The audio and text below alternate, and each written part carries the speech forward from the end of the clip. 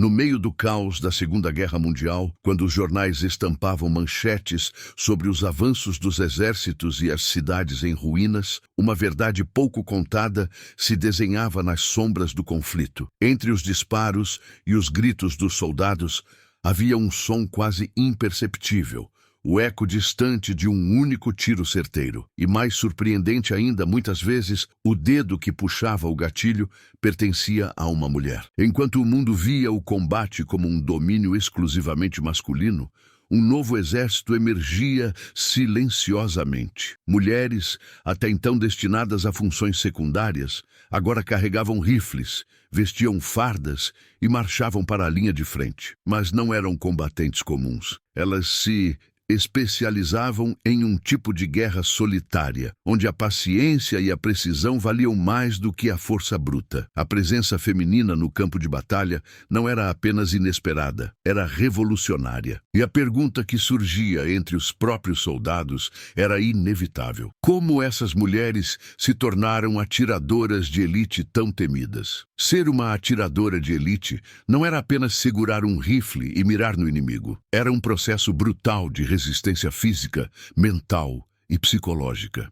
As mulheres que ousavam desafiar os padrões da época passavam por um treinamento rigoroso, onde cada erro poderia ser fatal no campo de batalha. O primeiro passo: aprender a desaparecer. No meio da neve densa, em florestas escuras ou nas ruínas de cidades devastadas, essas guerreiras precisavam se fundir ao ambiente. Elas treinavam por horas a técnica da camuflagem, aprendendo a se esconder entre sombras e destroços, transformando-se em fantasmas invisíveis para seus alvos. Mas nada se comparava à precisão exigida. Cada disparo precisava ser certeiro, sem margem para erro. Para isso, passavam dias inteiros deitadas no frio, segurando a respiração até que o momento perfeito chegasse. O dedo no gatilho não podia tremer, a mente não podia vacilar. Não havia segunda chance. E então, quando finalmente estavam prontas, eram enviadas ao fronte. Mas o que esperava essas mulheres não era apenas a guerra contra o inimigo. Era também o desafio de provar que eram tão mortais quanto qualquer soldado. A primeira missão, o momento em que o treinamento se tornava real, onde não havia mais instrutores observando, nem tempo para correções. Apenas o silêncio do campo de batalha e a espera pelo alvo. As atiradoras eram posicionadas em pontos estratégicos, escondidas entre ruínas, árvores ou montes de neve. Cada uma delas recebia um alvo específico, um oficial inimigo, um comandante, alguém cuja eliminação poderia desestabilizar toda uma linha de ataque. O coração batia acelerado, mas a mente precisava permanecer fria, o dedo no gatilho, o olho na mira, respirar fundo. E então, o disparo. Um som seco, abafado, e o alvo caía antes mesmo de entender de onde veio o tiro. Era o primeiro de muitos, mas não havia tempo para comemorar. A guerra não perdoava a hesitação, e a maior regra para uma atiradora de elite era simples: atire e desapareça. Se ficassem um segundo a mais no mesmo lugar, poderiam ser descobertas. E ser capturada significava um destino pior do que a morte.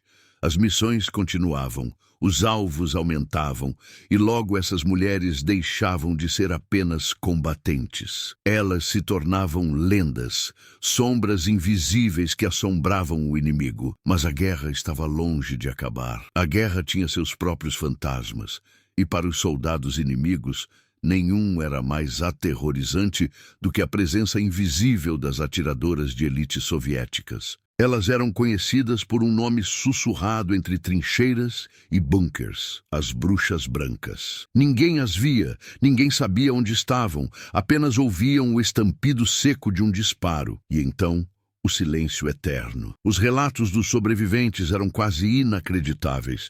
Alguns diziam que elas podiam esperar dias sem se mover, suportando frio, fome e exaustão apenas para dar um único tiro. Outros contavam que eram capazes de desaparecer na paisagem, tornando-se parte da floresta, da neve, das ruínas. Eram sombras entre as sombras. Com cada missão bem-sucedida, a lenda crescia. Os soldados inimigos começaram a ter medo de sair à luz do dia, Hesitavam antes de se mover. Um simples reflexo no horizonte, um brilho metálico entre os galhos, e o pânico se instalava. Muitos acreditavam que estavam sempre sendo observados, mesmo quando as atiradoras não estavam por perto. Mas essa guerra psicológica tinha um preço. Para cada missão bem-sucedida, para cada inimigo abatido, o risco aumentava. Elas estavam na mira. E o inimigo não ficaria de braços cruzados esperando o próximo tiro. Cada tiro disparado era um jogo de xadrez mortal. Não bastava ter a mira perfeita ou o dedo firme no gatilho. Para uma atiradora de elite em 1945, sobreviver era um desafio constante. O inimigo não apenas temia sua presença, mas também as caçava implacavelmente. Elas sabiam que, ao puxar o gatilho, revelavam sua posição, e um erro poderia significar o fim.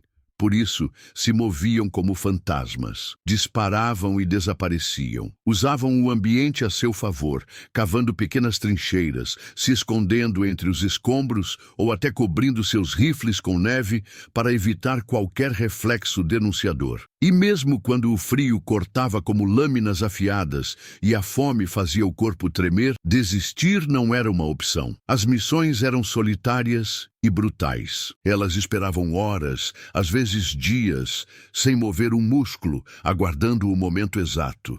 O silêncio era sua única companhia, mas essa espera longa e angustiante, onde o tempo parecia congelar, era interrompida por um único instante.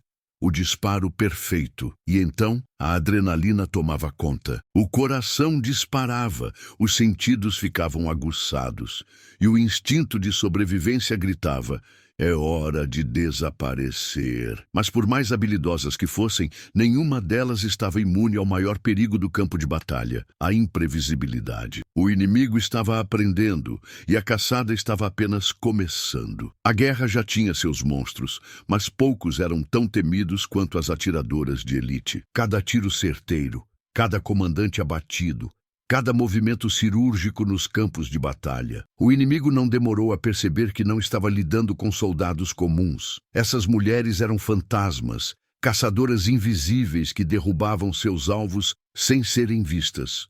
E quando o medo tomou conta, uma nova ordem foi dada. As caçadoras precisavam ser caçadas. Patrulhas especializadas começaram a rastrear cada tiro disparado. Fumaça no cano do rifle, pegadas sutis na neve, restos de comida escondidos nos escombros, qualquer vestígio era um mapa para a execução.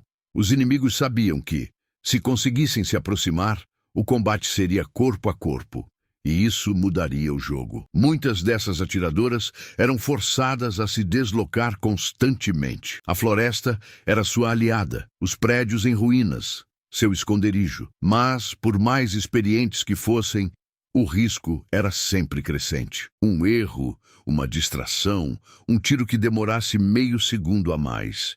E o silêncio que antes era sua arma poderia se transformar em sua última despedida. E enquanto algumas lutavam para sobreviver, outras se tornavam lendas vivas, acumulando números impressionantes de eliminações.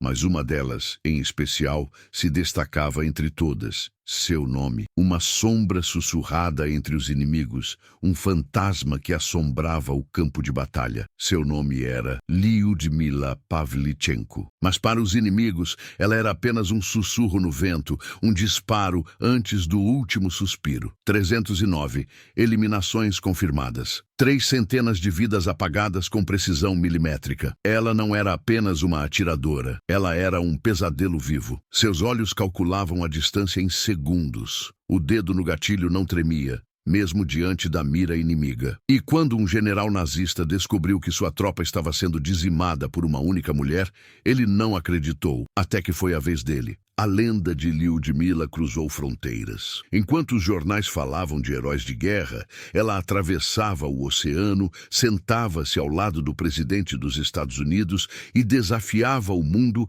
a reconhecer que uma mulher poderia ser mais letal que um exército inteiro. Mas ela não foi a única.